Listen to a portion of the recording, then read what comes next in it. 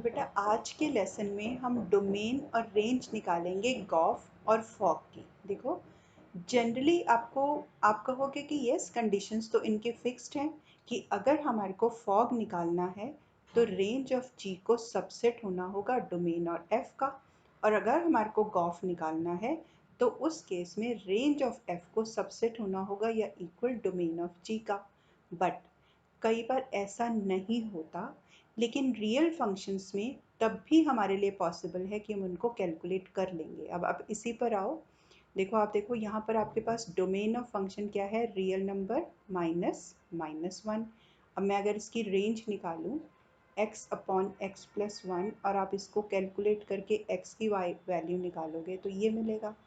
अब जो इसकी रेंज है वो क्या हो गई, r माइनस एलिमेंट वन। अच्छा जी एक्स की डोमेन निकालो, domain of G real number minus minus of three, और रेंज ऑफ जी कैलकुलेट करो y is equal to one upon x plus three, so x is equal to one minus three upon Y. तो जो इसकी range हो गई वो r minus zero हो गई। अब देखना कि क्या ये जो r माइनस ज़ीरो है ये सबसेट है डोमेन ऑफ जी का, नहीं है, है ना, ये नहीं है। तो अब ऐसी बात थोड़ी है कि ये फॉग या गॉफ जो भी है एग्जिस्ट नहीं करेगा, करेगा। उसके लिए हमारे को क्या करना पड़ता है, उसके डोमेन और रेंज को डिफाइन करना पड़ता है जिन वैल्यूज़ पे वो पॉसिबल होते हैं, और फिर कैलकुलेशन का मेथड बिल्कुल सेम रहता है जैसा आपका पहले था। Okay let's start fog. अब सबसे पहले ना हम गॉफ को देखते हैं। देखो मेरे पास एक सेट ये है, एक सेट ये है, एक सेट ये है, 1 2 3 4 5 6 7 8 9। 1 4 से जा रहा है, 4 7 की तरफ जा रहा है। तो इसका मतलब अभी तक आप ओरली निकालना सीख चुके हो कि इसका गॉफ बनेगा 1 2 7। 2 5 पे जा रहा है, 5 8 पे जा रहा है, तो गॉफ का एलिमेंट बनेगा 2 एंड 8। 3 6 पे जा रहा है, 6 9 पर जा रहा है, तो गॉफ का एलिमेंट बनेगा 3 2 9। अब आप खुद सोचो कि अगर कोई एलिमेंट यहाँ पर ऐसा है जैसे कि जो यहाँ पर जा ही नहीं रहा है ना, तो कैसे गॉफ एग्जिस्ट करेगा, उसका नहीं करेगा। इसका मतलब डोमेन ऑफ जो एफ है उसके सारे एलिमेंट्स जो हैं डिफाइंड होने चाहिए। दूसरी बात, अगर वो फंक्शन यहाँ से नहीं जाएगा तो भी नहीं होगा। इसका मतलब डोमेन ऑफ जी भी डिफाइंड होना चाहिए। ओके, और डोमेन ऑफ जी डिफाइंड होने के लिए हमारे को यहाँ पर आना पड़ेगा। देखो अब यहाँ से मैंने कहा कि डोमेन ऑफ एफ डिफाइंड होना चाहिए, तो आपने क्या किया, डोमेन ऑफ एफ लिया और वो आपका निकला रेंज में से आपने माइनस वन को निकाल देना है, और डोमेन ऑफ जी भी आपका डिफाइंड होना चाहिए, है ना। और यहाँ पर आपका डोमेन ऑफ जी क्या है, real number minus minus three, यानी कि डोमेन ऑफ जी में माइनस थ्री नहीं होना चाहिए। डोमेन ऑफ जी क्या है, ये, यानी कि इसमें माइनस थ्री नहीं होना चाहिए, तो हमारा गॉफ एग्जिस्ट कर जाएगा। देखो अगर आप इसको कैलकुलेट करो तो यहाँ से निकल आएगा x is not equal to minus three by four. इसका मतलब अगर हमारे इनमें एरो डायग्राम्स में माइनस वन और माइनस थ्री बाई फोर नहीं होंगे तो बाकी कोई भी रियल नंबर होगा तो उसकी इमेज बनेगी ही बनेगी।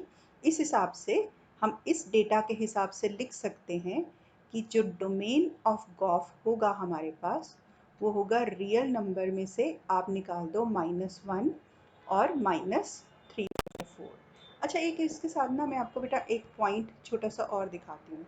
देखो आप इसका g of f of x निकालो, g of f of x, तो g of x upon x plus one है ना, और जी एक्स क्या है, one upon x plus three. तो आपने उसमें पुट किया तो ये निकल आया। अभी तक आपको गॉफ निकालना अच्छे से आ चुका है।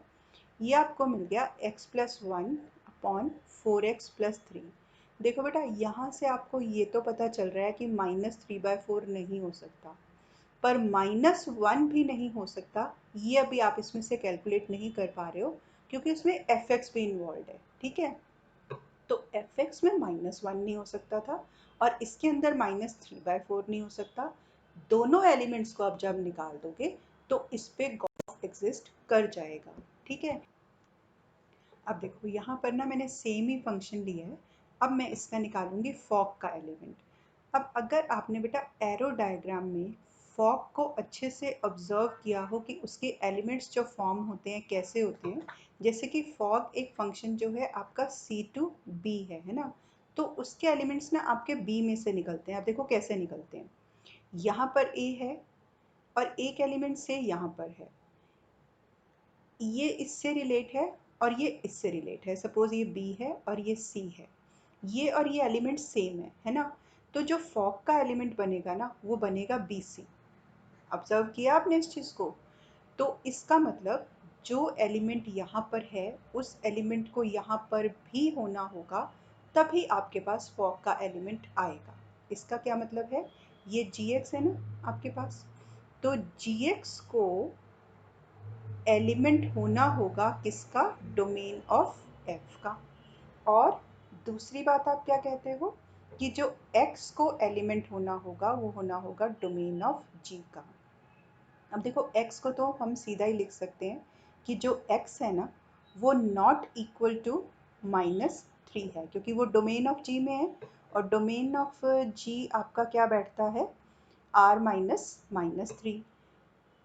और अगर gx जो है, gx आपके पास क्या है 1/x+3, इसको किसका पार्ट होना चाहिए, डोमेन ऑफ f का। डोमेन ऑफ f कौन सा है, ये, यानी ये -1 के इक्वल नहीं हो सकता है ना, क्योंकि ये जो यहाँ से अगर आप इस फंक्शन से देखोगे तो इस सेट में आपको -1 नहीं मिल रहा, तो इसका मतलब वो इसमें भी नहीं हो सकता, तो हमने उसमें से इसको एक्सक्लूड कर दिया। तो ये तो नहीं हुआ जी -3। और अगर आप इसको यहाँ से कैलकुलेट करोगे तो x जो है -4 के इक्वल भी नहीं होगा। तो इसका फॉग जो होगा उसका डोमेन होगा एवरी रियल नंबर -3 और -4, दो नंबर्स को छोड़ के इसका फॉग एग्जिस्ट कर जाएगा। बस अब आप क्या कर सकते हो, सिंपली दोनों फंक्शंस बना सकते हो फॉग एंड गॉफ। तो अगर हम बनाएंगे f of g of x is equal to f of 1/x+3 is equal to 1/x+3 upon 1/x+3+1, और आप इसको कैलकुलेट करो, ये बन गया। रेंज अब आप इसकी यहाँ से निकाल सकते हो कि x is not equal to -4। तो इस तरह से हम दोनों फंक्शंस को देखो एरो डायग्राम्स को ना बहुत अच्छे से अगर हमने किया है कि उसके एलिमेंट्स कहाँ से कहाँ जाते हैं, तो हम इस चीज़ को बहुत अच्छे से समझ सकते हैं कि गॉफ और फॉफ के जो जो फॉग और गॉफ के हैं डोमेन कहाँ कहाँ लाए करने। अब देखो एक एग्जांपल और देखते हैं कि एफ एक्स मुझे गिवन है यहाँ √x और जी एक्स गिवन है x² - 1। ठीक है, अच्छा अब हमने क्या निकालना है, इसके अंदर हम पहले कैलकुलेट करते हैं फॉग को। ऊपर हमने देख लिया कि इसको डोमेन ऑफ g का पार्ट होना होगा और जी एक्स को डोमेन ऑफ f का पार्ट होना होगा। अब ना हमारे पास यहाँ पर देखो इस क्वेश्चन में कोई भी डोमेन या रेंज इन टर्म्स में नहीं है ना, हमारे को पूरे प्रॉपर दे रखे हैं जो भी डोमेन है रेंज है। तो ऐसे केस में ये वाला जो फंक्शन है और ये वाला जो पार्ट है, इन दोनों का इंटरसेक्शन, यानी कि हमारे पास जो भी दोनों में कॉमन एलिमेंट्स निकलेंगे हम उन वाले एलिमेंट्स को यहाँ पर ले लेंगे। अब x तो एलिमेंट हो गया डोमेन ऑफ g, यानी कि x तो यहाँ पर रियल नंबर का पार्ट बन गया। अब मैं यहाँ पर एंड लिखूँ है ना, या इंटरसेक्शन लिखूँ, बात एक ही है, यहाँ मैंने इंटरसेक्शन ले लिया। G x should be domain of f. G x क्या है, x² - 1, और डोमेन ऑफ f क्या है, ग्रेटर देन और इक्वल टू 0। तो x² इज ग्रेटर देन और इक्वल टू 1।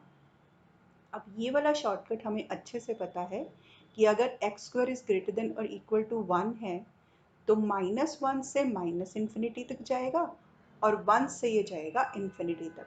ये दोनों इसके इंटरवल्स होंगे जो इसको सेटिस्फाई करेंगे। लेकिन यही अगर x² स्मॉलर देन और इक्वल टू 1 होता तो -1 से 1 इसका इंटरवल होता, तो इसको हम कह सकते हैं -1 से -∞ यूनियन 1 से इन्फिनिटी इसका हो जाएगा सेटिस्फाई करने वाला वैल्यू।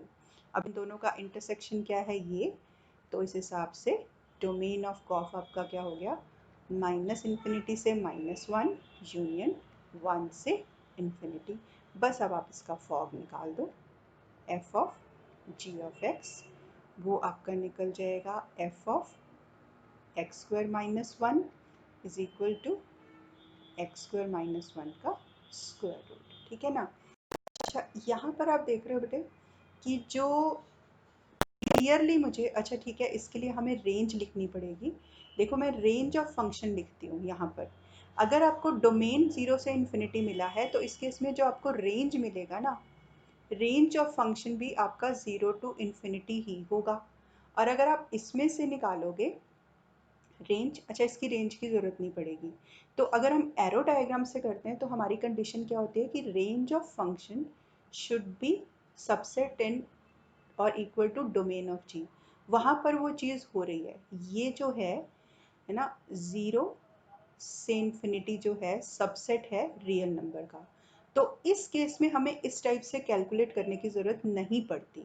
ये वाले केसेस हम कब कैलकुलेट करते हैं, जब ये जो जनरल कंडीशंस होती हैं ये सेटिस्फाई नहीं हो रही होती है ना। तो इसका मतलब अब मुझे सब कैलकुलेट नहीं करना और यहाँ पर मैं गॉफ जो है सीधे सीधे कैलकुलेट कर सकती हूँ। तो कर देते हैं g is equal to root of x is equal to root of x whole squared -1 is equal to x - 1 and it's done. अच्छा अब देखो यहाँ पर ना मैंने एक बहुत ही डिफरेंट क्वेश्चन और लिया है। एफ एक्स 1/x है और g x is equal to 0 है। तो फंक्शन का डोमेन हो गया, 0 को हटा दिया, रेंज में भी आप निकालोगे तो रियल नंबर 0 एलिमेंट को एक्सक्लूड करके हो जाएगा। यहाँ पर डोमेन आपका जी आर है और रेंज इसका है क्या 0। अब क्या करते हैं हम जनरल कंडीशन लगानी शुरू कर देखते हैं। देखो जो फॉग है उसमें जो रेंज ऑफ जी है उसको सबसेट होना चाहिए डोमेन ऑफ एफ का, लेकिन यहाँ पर ये नहीं है ऐसा, है ना। रेंज ऑफ जी आपके पास क्या है 0, रेंज ऑफ जी है आपकी 0 और जो डोमेन है वो ये है। तो इसमें तो कोई भी एलिमेंट कॉमन ही नहीं है। इसका मतलब अगर हम कहें कि रेंज ऑफ जी और डोमेन ऑफ एफ का अगर हम इंटरसेक्शन ले तो फाई आते हैं, तो देखा इसका बेटा फॉग एग्जिस्ट ही नहीं करेगा, फॉग इज नॉट डिफाइंड। ठीक है, ये और नई तरह का क्वेश्चन हो गया। अच्छा फिर आप देखो कि अगर फॉग एग्जिस्ट नहीं कर रहा इसका मतलब ये नहीं है कि गॉफ भी एग्जिस्ट नहीं करेगा। आप गॉफ की कंडीशन आपको क्या कहती है कि range of f should be subset और equal to domain of g. Yes वो तो आपको आ रहा है क्योंकि ये है आपका रियल नंबर और रेंज आपका है रियल नंबर में से 0 को जस्ट निकाल दो तो फॉग एग्जिस्ट करेगा और गॉफ एग्जिस्ट करेगा और इसका गॉफ हो गया 0। ठीक है, तो कंडीशन कुछ भी हो सकती है। जो हमने डोमेन और रेंज निकाले हैं आप स्पेसिफिक मेथड्स लगा के वो सिर्फ तभी आपको निकालने होते हैं जब या तो ये और या तो ये जो कि जनरल कंडीशंस हैं फॉग और गॉफ के लिए वो सेटिस्फाई ना हो रही हो, जो हमने ऊपर मेथड सीखा है उसे निकालते हैं। ठीक है, ओके, इसको अच्छे से